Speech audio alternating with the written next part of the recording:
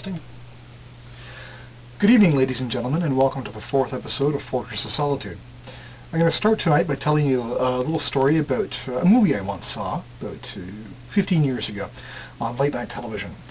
This movie, called Big Meat Eater, was billed itself as a comedy, romance, drama, musical, science fiction extravaganza, and it really did live up to all those titles.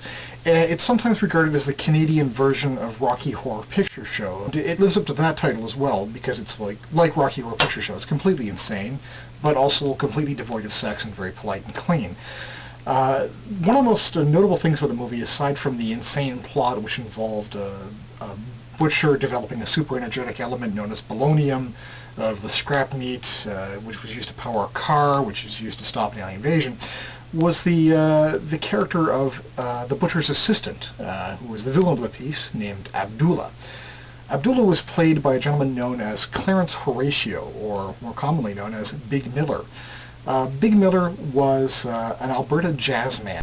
Several years after I saw the movie Big Meat Eater, I was working at a soup kitchen, working quite late nights, and I'd come home and I'd sit and relax and drift off to sleep with the radio going, and one night they actually played a tribute to Big Miller, and I became somewhat interested in this fellow, who he was, and where he came from. There was a little bit of biographical detail in the show. Apparently, the show was marking the 5th anniversary of his death, but I was never able to find out anything more about him until one day I was in the town of Waterford, Ontario, going through a very large kind of an antiques warehouse, combination antique junk warehouse sort of place, and I actually came across his very first record, Did You Ever Hear the Blues by Big Miller.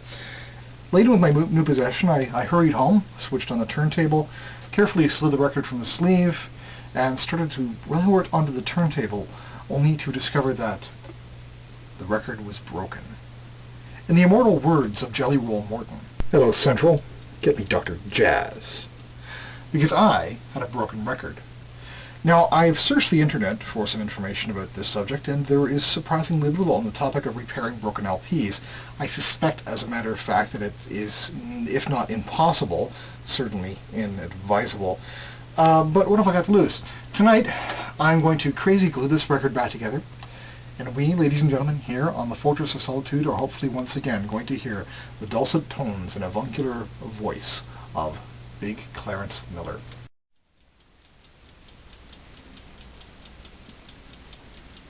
Hello again, friends, and welcome to the Fortress of Solitude screening room, where low expectations and low fidelity go hand in hand. I'm not particularly hopeful about this experiment. There was a serious error in the gluing, causing some to splurt across the surface of the platter, and I believe destroy quite a bit of the information contained thereon. However, I think it's possible to get some sound out of it. The generators are all powered up. The amplifiers are going. Let's see what we get.